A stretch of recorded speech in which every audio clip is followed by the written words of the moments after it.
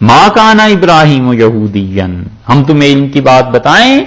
ما کانا ابراہیم یہودین، اور ابراہیم علیہ الصلوۃ والسلام یہودی نہیں تھے، پہلی نفی ہو گئی، ولا نصرانین،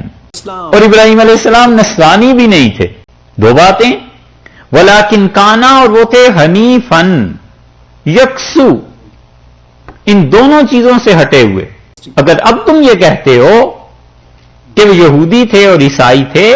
تو یہودیت اور عیسائیت تو بعد میں آئی ہے، اس کا کوئی تعلق ہی نہیں تھا یہودیت سے اور عیسائیت سے، وہ تو تھے کیا، حنیفم مسلمہ، ایک تو وہ حنیف تھے، دوسرے وہ مسلمان تھے۔ ہرقل، ہاں رسول اللہ صلی اللہ علیہ وسلم جو خط لکھا تھا نا ہرقل کو، اس میں بھی یہ آیت لکھ کے بھیجی تھی، اس کو عیسائیت سے ہٹانے کے لیے جو ارشاد فرمایا تھا کہ تم چھوڑ دو اس کو اور تم اس چیز کی طرف آؤ جو اسلام ہے، دین ہے۔ جب وہ بیت المقدس میں آیا تھا،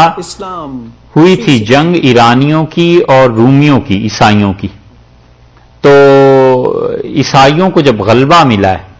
تو ہرقل جو تھا وہ بیت المقدس آیا تھا اللہ کا شکر ادا کرنے کے لیے، تو رسول اللہ صلی اللہ علیہ وسلم نے اپنا گرامی نامہ وہاں بھیجا، اس کو اسلام کی دعوت دی تھی، اس میں اس آیت کو لکھا تھا کہ آؤ اس چیز کی طرف جو ہمارے اور تمہارے درمیان کامن ہو جائے، اور وہ یہ کہ ہم اللہ کے علاوہ کسی کی عبادت نہ کریں۔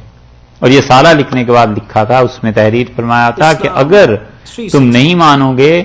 تو سارے عیسائیوں کا گناہ تمہارے ذمے آئے گا۔ تو حضرت ابراہیم علیہ السلام کے لیے صرف بیان کیا، اور ما کان ابراہیم و یہودیا ولا نصرانیا۔ پہلی بات تو یہ ہے کہ ابراہیم یہودی اور عیسائی تھے ہی نہیں، دوسری بات یہ ہے کہ حنیفن، وہ کیا تھے، یکسو تھے، بالکل ایک طرف ہٹے ہوئے تھے، مسلمہ اور مسلمان تھے، وما کان من المشرکین، اور وہ تو مشرکین میں سے بھی نہیں تھے۔ یہ اور رد ہو گیا، جو بھی تھا ابراہیم علیہ السلام کو اپنے میں سے کہتا تھا،